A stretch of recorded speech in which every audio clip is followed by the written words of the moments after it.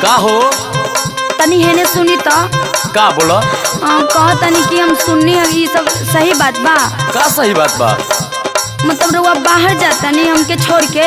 अरे ना हो तुम्हारा के छोड़ के हम कहाँ जाए कुछ मजबूरी बा हम जल्दी चल आए। तो ई पहले बताई ना जाता नहीं कि ना रुआ जाता नहीं। जाता नहीं हो लेकिन जल्दी चल आए।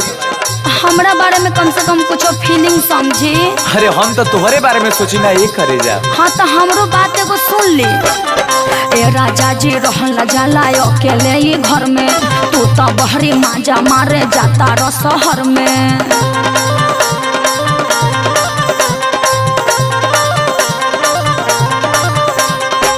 मतलब अब ये कहबू हम मजा मारे जाता नहीं तो का कहे बात समझा हम तुहरे खाती जाता नहीं। अच्छा देखो हम तुहरा बारे में बहुत सोचले बानी और सुनो सुनावत नहीं सुनाई कि जब ले बहरी न कमाईबू घर में खैबू कैसे। जब ले बहरी न कमाईबू घर में खैबू कैसे। जब ले बहरी न कमाईबू घर में खैबू कैसे। दू चार भारी घना गुड़िया झमकैबू कैसे। हाँ दू चार भारी घना गुड़िया झमकैबू कैसे।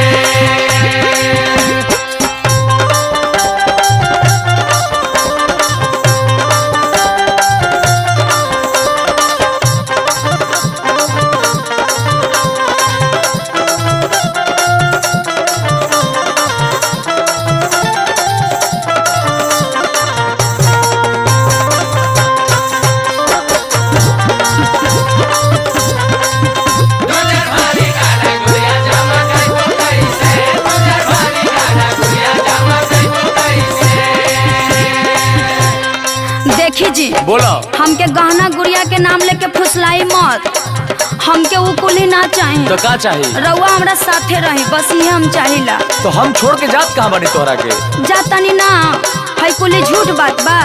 अनु पर बानी यही से डरबा बेला। अरे ना करे जा कह के राजा जी धमका बेला।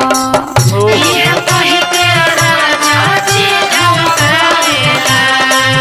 ये कह के राजा जी धमका बेला। सुनो तू जैसन भी बाड़ू हमारा खातिर एकदम लक्ष्मणिया बाड़ू। हटी जी झूठ खाली मत बोले। हर बात बुझा धानिया मजबूरी बाटे हो। अरे बात बुझा धानिया मजबूरी बाटे हो।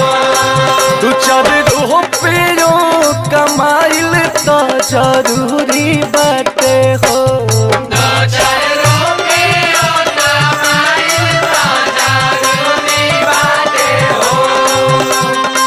और सुना सुनाई टिक्का वाली लारे चमकैबू कैसे। टिक्का वाली लारे चमकैबू कैसे। दू चार भारी घना गुड़िया झमकैबू कैसे।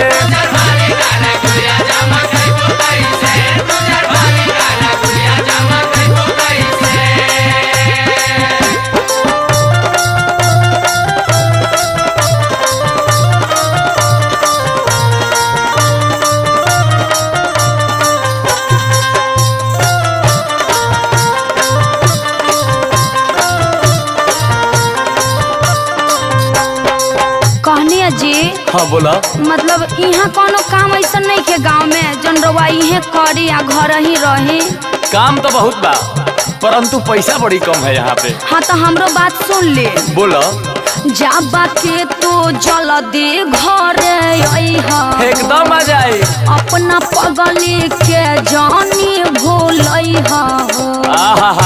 कैसे भुलाई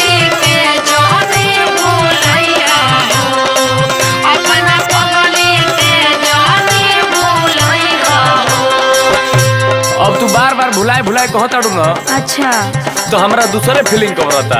हाँ हाँ हाथ धहिले पानी जीवन भरनी भाई बोए धनिया।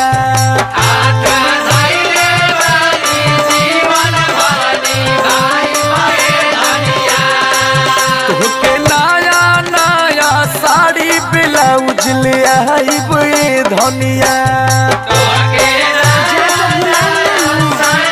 अब बाबू बोरा लेखा जब कहा तारी कि ना भुलाई तब काहे के बतिया कर रखले बाड़ू।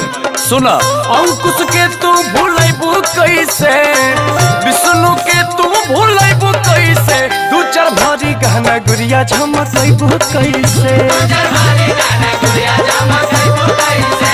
दू चार भारी गहना गुड़िया झमकइबू कैसे। दू चार भारी गहना गुड़िया झमकइबू कैसे। दू चार भारी गहना गुड़िया झमकइबू कैसे। दू चार भारी गहना गुड़िया झमक